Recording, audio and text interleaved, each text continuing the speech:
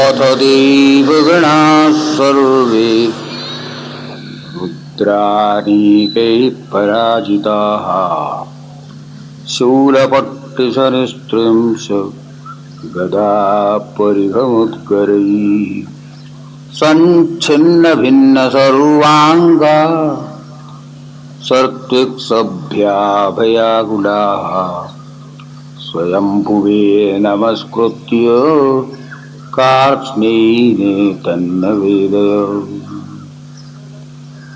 उपलभ्य पुरैवेदो भगवानब्जसम्भवः नारायणश्च विश्वात्मा नभस्याद्दुरवीयतु तदा कर्णिविभुप्राहो तेजीयसि कृतागसि क्षेमाय तत्र भूयात् न प्रायेण बुभूषताम् अथापि यूयं कृतकल्बिषा भवम् ये बर्हिषो भागभाजं परादुः प्रसादयध्वं परिशुद्धचेतसा क्षिप्रप्रसादं प्रगृहीताङ्घ्रिपद्मम्। दक्ष प्रजापति का क्रतुध्वंस हो गया था। देवता ब्रह्मा जी के पास जाकर प्रार्थना करने लगे कि हे भगवान,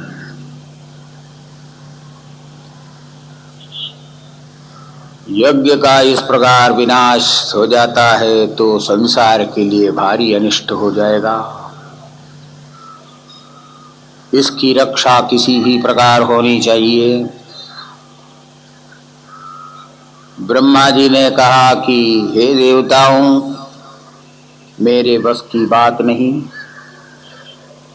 हम सब चलें भगवान शंकर के ही पास, उन्हें प्रसन्न कर उन्हीं के द्वारा इस यज्ञ की पूर्णता किया जाना चाहिए।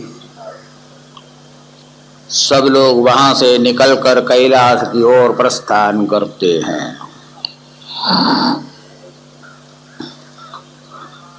सयुक्तमादिश्य सुरानजस्तै समन्वितपितृभिः स्वप्रजेशै ययोषु तृष्णान्निरयं पुरद्विषा कैलासमद्रिप्रवरं प्रियं प्रभु।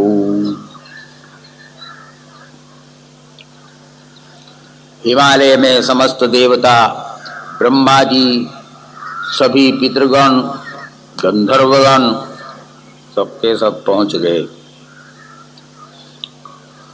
बड़ा ही सुंदर वह स्थान था। हरियाली चारों ओर दिखाई दे रही थी। पेड़ों पर पुष्प खिले हुए थे, भ्रमर और गुंजार कर रहे थे, पुष्पों से मधु चू रहा था। बड़ा ही वह सुंदर दृश्य था जंगल का। हिमालय में उस जंगल में पहुंचने के बाद आगे जब बढ़े तो उन लोगों ने प्रथम कुबेर की पुरी देखी, सौगंधिक वन देखा। यक्षेशपुरी के आगे फिर वे जब बढ़े तो वहां से कैलाश पर्वत दिखाई देने लगा। वहां पर मानो कि कल्प वृक्ष हजारों की संख्या में लगे हुए हैं। सर्वत्र शीतलता व्याप्त हो रही है। पशु पक्षी सबके सब आनंदित वहां पर हैं। एक विशाल वटवृक्ष वहां पर दिखाई पड़ा, जिसके नीचे भगवान शंकर अंकुरितबोधमुद्रिगमपसव्योरूपरिष्ठसव्यपदम् वस्त्वेगमनुसरामो वटभूरुहमूलवास्तव्यम्। चित्रं वटतरोर्मूरे वृद्धा शिष्या गुरुर्युवा गुरोस्तु मौनं व्याख्यानम् शिष्यास्तु छिन्न संशया। दक्षिणामूर्ति के रूप में भगवान शंकर वहाँ विराजमान थे। अंकुरित समुद्रिगाम सनकादि ऋषि देवर्षि नारद एवं अनेक अन्य महान पुरुष विद्यमान थे। शंकर भगवान से वे कुछ प्रश्न कर रहे थे। दक्षिणामूर्ति के रूप में भगवान शंकर वहां पर विराजमान थे। उपविष्टं दर्भमय्यां भ्रस्यां ब्रह्म सनातनं नारदाय प्रवोचन्तं पृच्छते शृण्वतां सताम्।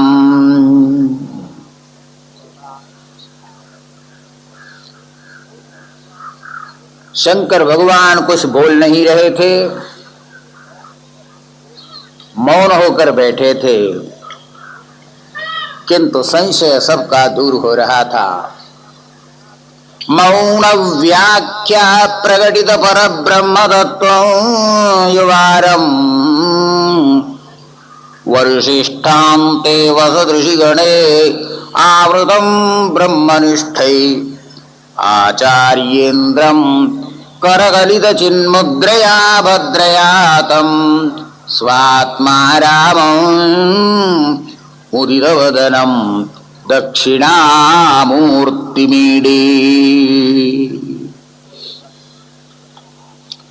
शंकर भगवान की व्याख्या, मौन व्याख्या, कुछ बोल नहीं रहे थे, लेकिन परब्रह्म परमात्मा को एक मुद्रा के द्वारा समझा रहे थे। जवान होकर बैठे हुए हैं और उनके पास में आए हुए ऋषि महर्षि सब वृद्ध। चित्रम बड़धरोर मूले वृद्धा शिष्या गुरुर्युवा।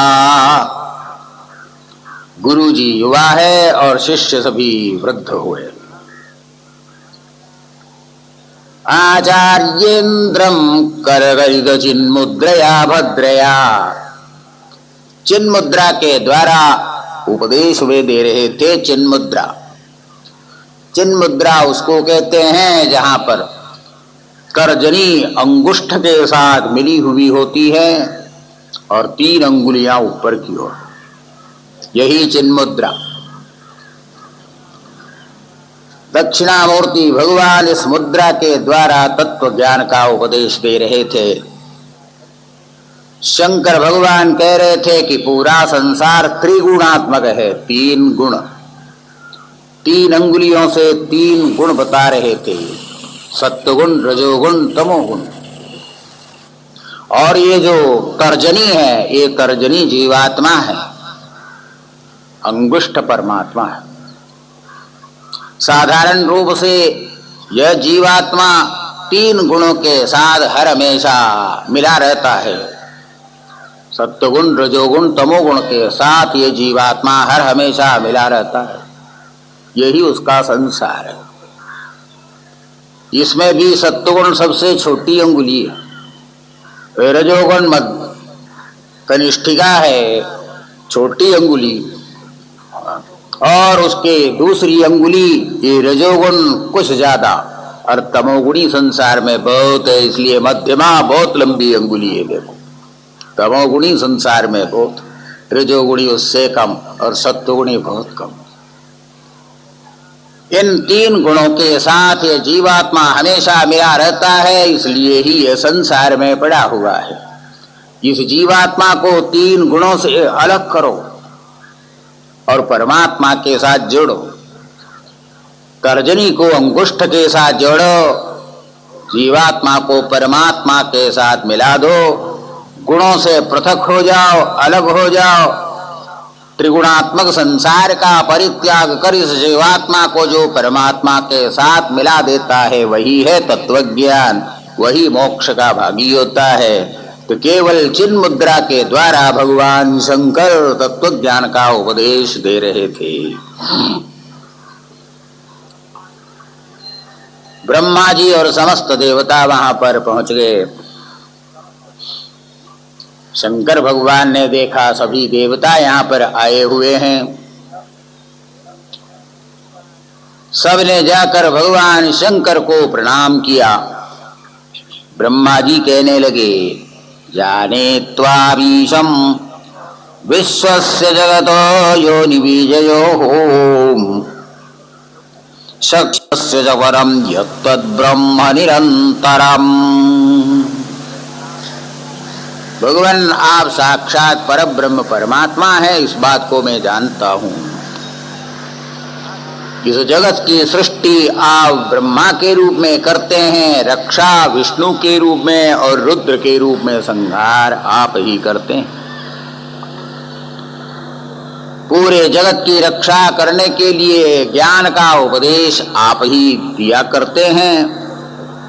समस्त अमंगलों को दूर कर मंगल की ओर ले जाने वाले आप ही हैं।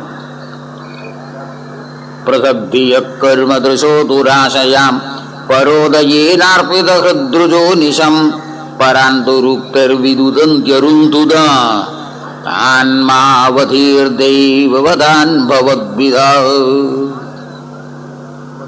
अज्ञानी भेद बुद्धि होते हैं, भेद दृष्टि हुआ करते हैं, उनकी दृष्टि भेद के ऊपर पड़ी हुई होती है।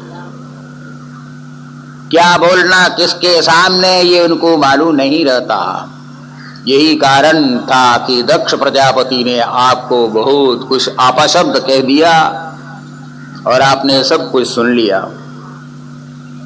वस्तुतः जो कुकर्म करता है, गाली देता है, पाप करता है, उससे दूसरों का कुछ नुकसान नहीं होता, वो अपना ही नुकसान करता है। सूर्य की ओर देखकर कोई थूकता है, सूर्य के ऊपर वो थूक पड़ती नहीं, अपने चेहरे पर ही पड़ती है। इसी प्रकार संत पुरुषों को कोई गाली देता है तो उसका परिणाम अपने आप पर आता है, संत पर नहीं जाता। हे भगवान, उनके लिए आपने दंड का विधान किया, कोई आवश्यकता नहीं थी। अपने कर्म से ही स्वयं वे मारे हुए थे। हिंसस्व पापेन विहिंसितः खलः साधु समत्वेन भयाद् विमुच्यति। पापी अपने पाप से ही मारा जाता है, उसको कोई दंड देने की आवश्यकता है ही नहीं। हे भगवान, फिर भी आपने दंड दिया। हमारी प्रार्थना यही है कि आप इस यज्ञ की फिर से रक्षा करें, इस यज्ञ को पूर्ण करें, ऐसे आपके चरणों में हमारी प्रार्थना है।